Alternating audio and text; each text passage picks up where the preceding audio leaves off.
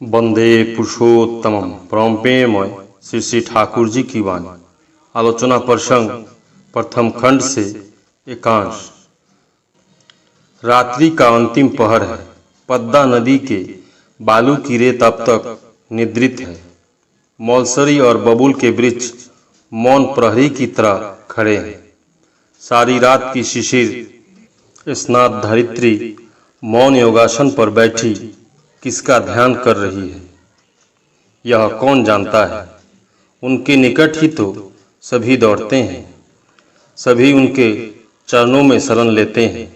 इसके लिए कोई दिन पल नहीं। मानवात्मा या चिरंतन अभिसार अविरत अविश्रांत चल रहा है। करुणानिधान मर्मी एवं प्रज्ञाघन प्रेममयी के समीप इसलिए लोगों की भीड़ लगी ही रहती है।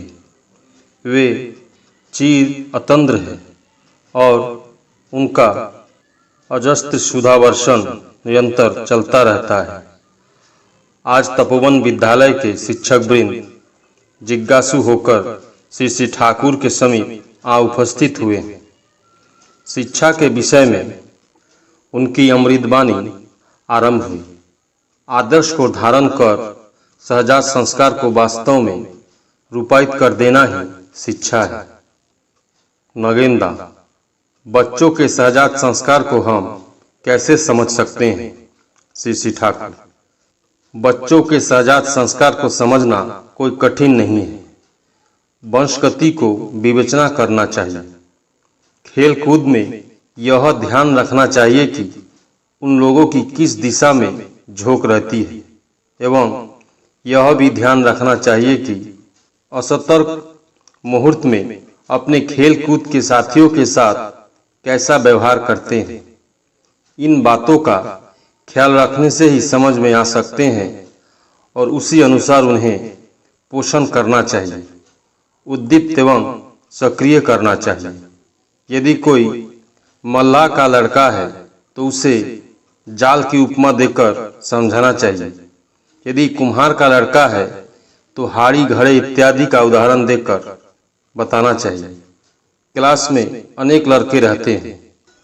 उन लोगों की वंशावली और परिवेश को मद्देनजर रखते हुए ऐसा एक साधारण उदाहरण देना चाहिए जिससे सभी के दिल और मस्तिष्क की पकड़ में आ जाए। इसके अलावा अनेक तरह का उदाहरण देना चाहिए जिससे विभिन्न दल के छात्रगण विशिष्ट पोषण पाए।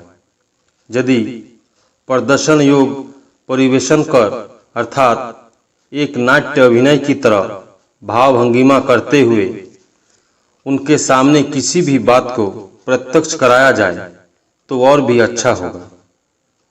सजात संस्कार को पोषण करते हुए अधिगमन की दिशा में अनुरागी बनाकर एक वस्तु के ज्ञान से दूसरे वस्तु के ज्ञान को सार्थक कर देना एवं छात्रों में ऐसी सक्रिय संगति ला देना ही शिक्षक का प्रकृत कार्य है। सारे जीवन चलन की कुछ कर्म को श्रेणी में विभक्त कर देना चाहिए।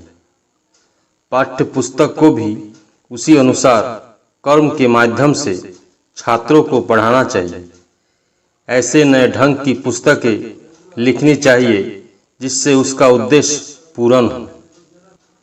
लड़के किसी समय पढ़ने लिखने में इच्छुक रहे या नहीं, वास्तव कर्म रहने से क्षण भर में उनके मनोभाव को प्रस्तुत किया जा सकता है। किसी लड़के के सामने ऐसा भाव कभी नहीं व्यक्त करना चाहिए कि वह नहीं कर सकेगा। शिक्षक का एक असतर्क युक्ति बच्चों के मस्तिष्क को खा सकता है।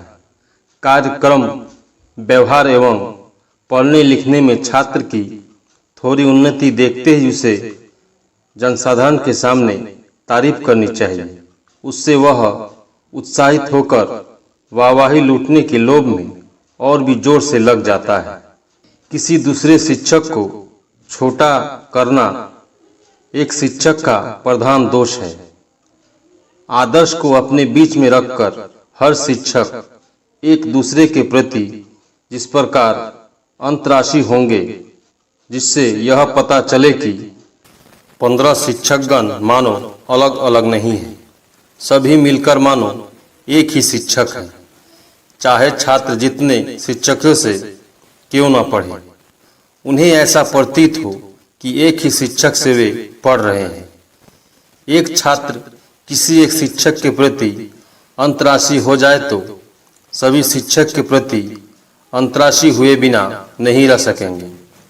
शिक्षकों को यह स्मरण रखना होगा कि प्रियपरम को परिपूर्ण करने का उद्यम सक्रिय आग्रह ही है मनुष्य गठन और राष्ट्र गठन का मूल प्राण केंद्र।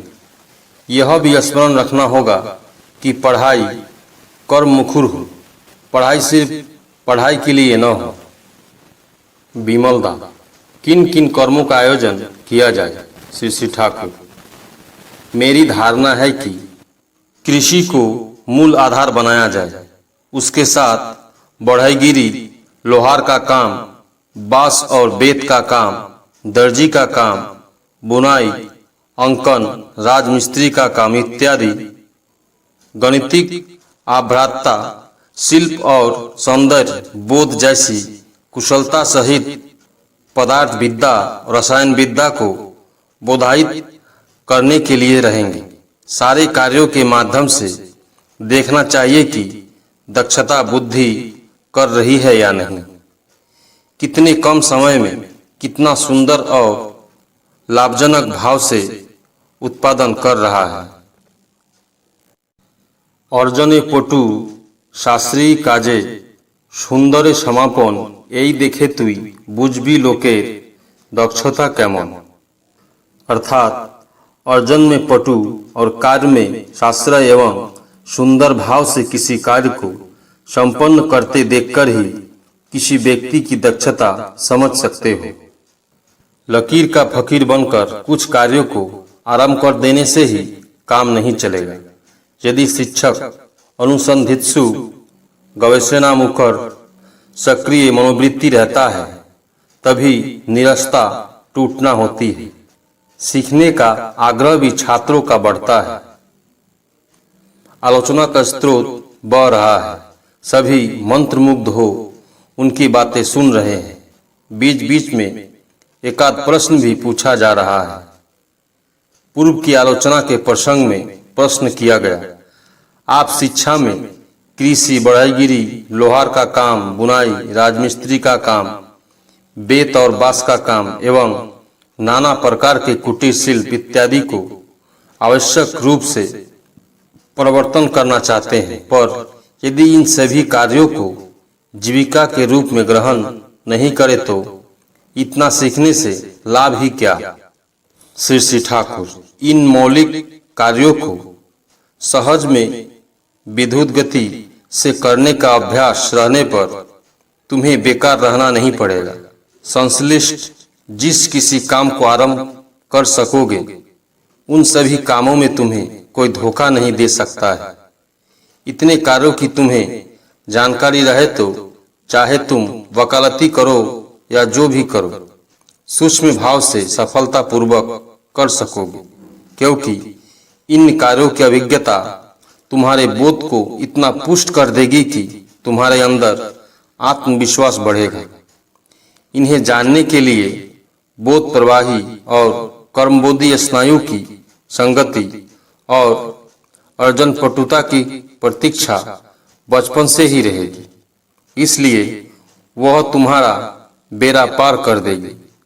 हर काम की जानकारी और किसी काम को करने की क्षमता रहने पर जिस किसी अवस्था को सम्मुखीन करने में नहीं घबराओगे।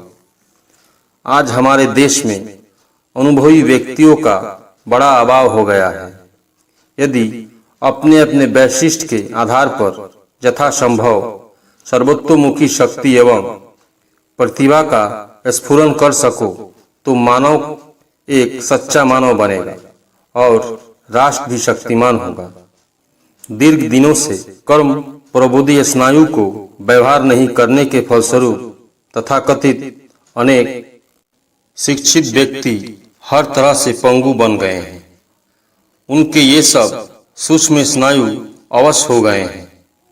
उन सभी को कार्यों के माध्यम से पोषण नहीं किया जाए तो वे सम्यक रूप से जीवन के उल्लास की उपलब्धि नहीं कर सकेंगे और परवर्ती वंशधर भी उनके द्वारा आक्रांत होंगे। इसलिए शिक्षा में व्यवहारिक कार्य की बात भी अधिक करता हूँ। यदि बोध प्रवाही और कर्मबोधी स्नायु की संगति उपेक्षा करते हो तो शिक्षा फलप्रसू नहीं होगी। प्रफुल्ल, बोध प्रवाही और कर्म प्रबोधी स्नायु की संगति को जगाने की तरकीब क्या है? व्यापक रूप से उसे किस प्रकार पारिपार्श्विक में रूपायित किया जा सकता है? श्री ठाकुर दीप्त आवेगपूर्ण शब्दों में कहने लगे। भाव से भावपूर्ण होकर उनकी दोनों आंखें चमकने लगी। सारे अंगों में एक अपूर्व ज्योति उद्भासित होने लगी और वे कहने लगे, सहस्त्रैनी के कतिपय नीतियों का पालन करो, इसके सिवा दूसरा पथ नहीं है, उससे ही सब कुछ होगा। यह अति निश्चय है। मैं निश्चय होकर कह रहा हूँ, कोई संदेह नहीं है। एक व्यक्ति सहस्त्रैनी करता रहे तो वह बृहत से बृहत्तर पारिपार्श्विक के संस्पर्श में जाएगा ही। उसके आचरण एवं प्रेरणा से उसके पारिपार्श्विक में भी नीतियाँ संचारित होंगी। सहस्त्रैनी विवर्तन एवं विवर्धन की दिशा में एक स्वपारिपार्श्विक गति है। इसमें शारीरिक वृत्ति की दिशा, मानस परिवेशक, भौतिक आदि सभी दिशाएं समान रूप से नियंत्रित होती रहेगी। सबों का पालन करना होगा। किसी एक नीति के पालन में त्रुटि होने पर यह समझना चाहिए कि मेरा वह पुण्य व्रत भंग हुआ है। निष्ठा सहित सर्वदा सजग होकर इस दिशा में ध्यान रखकर चलना होगा। नित्य निरख परख कर देखना होगा कि मेरे इस व्रत उद्यापन में कहाँ गड़बड़ी है। उसे पुनः जागृत प्रचेष्टा से वास्तव में आचरण के समय सुधारना होगा। इस प्रकार देखते देखते एक मनुष्य छिद्र रहित पूर्ण रूप से देवता बन जाता है। उसका पारिपार्श्विक नए रंग में रंग जाता है। सहस्त्रैनी की 5 नीतियों की बातें मैं पुनः कह रहा हूँ। इष्ट पूजा का यंत्र समझकर शरीर को स्वस्थ और सहनपटु बनाना होगा। दूसरा, किसी कार्य में जो अच्छा प्रतीत हो उसे तत्क्षण कर्म में रूपायित कर देना होगा। तीसरा, चाहे प्रवृत्ति जिस ओर ही झांकी क्यों न मारे, उस झांकी को इष्ट स्वार्थ प्रतिष्ठा की दिशा में घुमा देना होगा। चौथा, पारिपार्श्विक की अस्थि वृद्धि को अपनी ही अस्थि वृद्धि समझकर इष्टानुग सेवा और जाजन से उच्छल और उद्वर्जित कर श्रेय प्राण कर देना होगा। पांचवा, नित्य नई नई उद्भाविनी प्रचेष्टा के द्वारा अपना आहरण बढ़ाकर जितना अधिक संभव हो उतना इष्ट के लिए निवेदन करो। एवं 30वां दिन इष्ट के निकट केवल 3 रुपये भेज दो और बाकी सहस्त्रैनी के बचे हुए रुपये को कोष में जमा रखो। उसके द्वारा स्थावर इष्टोत्तर संपत्ति बढ़ाओगे और आय का 5वां भाग तुम अपनी सेवा में ग्रहण करोगे। बाकी 4 अंश इष्टोत्तर संपत्ति की वृद्धि के कार्य में लगाओगे। सारी नीतियाँ पालन करने योग्य है, किंतु अटूट भाव से अर्घ को हिफाजत से रखकर चलाया जाए। यहाँ तक कि यदि उसे किसी खास अवस्था में भिक्षा करके भी अव्याहत रखा जाए तो उसके फलस्वरूप धीरे धीरे अन्य नीतियाँ भी आपसे आप रूपायित होती है। पर ऐसा आग्रह रखना चाहिए, अन्य नीतियों का पालन करने की चेष्टा करें, किंतु अर्घ नहीं रखे तो उससे काम नहीं बनेगा। उसके लिए जो कुछ है वही है। यह डार टूट जाने से सभी टूटते रहेंगे। सर्वदा ही मूल आग्रह को ठीक रखना होगा, अन्यथा सब कुछ निरर्थक होगा। प्रचेष्टा धीमी पड़ जाएगी। समय का ज्ञान के लिए समय और तारीख की निर्भुलता प्रतिपालन करने की जरूरत है। बहुत व्यक्तियों के द्वारा स्वस्तिनी यथायथ रूप से पालन करने के फलस्वरूप कितना क्या हो सकता है यह कहा नहीं जा सकता। स्वस्तिनी के बचे हुए वर्ग से कितने स्वस्तिनी स्टेट उठ खड़े होंगे। किसी हिसाब विशारद ने इस व्रत को विप्लवी अर्थनीति कहा है। किसी विशेष संकट काल में स्वस्तिनी के स्टेटों की वार्षिक आय के 4 भाग के पंचम अंश लिए जाए तो कर लगाना नहीं पड़ेगा। इष्ट और जनकल्याण कार्य के लिए वह अथाह संपदा के रूप में बना रहेगा। देश में कोई हाहाकार नहीं मचेगा, जगत अमृतमय हो जाएगा। सभी के मर्म स्थल को आलोड़ित करते हुए आग्रह आवेग से श्री ठाकुर बातें करते जा रहे हैं। बातें शेष होते ही सहज भाव से प्यार भरे शब्दों में उन्होंने कहा, प्यारे चरण तंबाकू पिलाओ। प्यारे दाने तंबाकू भरकर गरगरे के नौचे को उनके हाथों में थमा दिया। श्री ठाकुर पीते हुए प्रसन्नचित्त से प्रीति प्रसन्न भंगिमा में सभी की ओर स्नेहपूर्ण दृष्टि से देखने लगे। उनकी मधुमय दृष्टि सभी के हृदय में अमृत संचार कर रही है। सभी के हृदय का कोना कोना भर उठा है। किसी को कुछ करने की इच्छा नहीं होती है। सभी आनंद से स्तब्ध है। धीरे धीरे अरुणोदय हुआ। शिशिर स्नात बालू की रेत चमक उठी। बबूल नीम और मलसरी की फुनगियों पर सुनहली किरणें छिटक रही है। श्री ठाकुर के निकट लोगों की भीड़ जम चुकी है। अबाल वृद्धि विनीता इस शुभ प्रभात में आकर उन्हें प्रणाम करते हैं और संवेद प्रार्थना में शामिल होकर दिन यात्रा को शुभोत्सवमय बनाते हैं। तत्पश्चात महापुरुष और संगोपांग के आविर्भाव के विषय में चर्चा चली। श्री ठाकुर ने कहा, आवश्यकता अनुसार एक एक ज्योतिष मंडली पहले और बाद को लेकर उदित होते हैं। जब महापुरुष आते हैं उनके प्रति अनुरक्त संगोपांग भी आते हैं। इन संगोपांग के कार्य ही होते हैं उस महापुरुष के जीवनोद्देश्य को वास्तविक रूप में रूपायित करना। महापुरुषगण जो पदांक रखकर जाते हैं वही होता है मनुष्य के चलने का भविष्य पथ।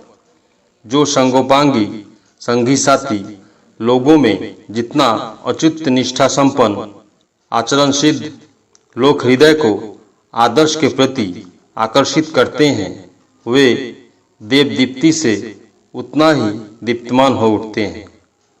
उन लोगों की बातें स्मरण कर मनुष्य भरोसा पाता है, प्रेरणा पाता है और पाता है जीवन। तत्पश्चात श्री ठाकुर उठकर शौचालय गए एवं श्रीयुक्त किशोरीदा की परिचालना में मातृ मंदिर के बरामदे पर संवेद विनती प्रार्थना आरंभ हुई। परम प्रेममय श्री ठाकुर। सभी गुरु भाई एवं माँ को जय गुरु।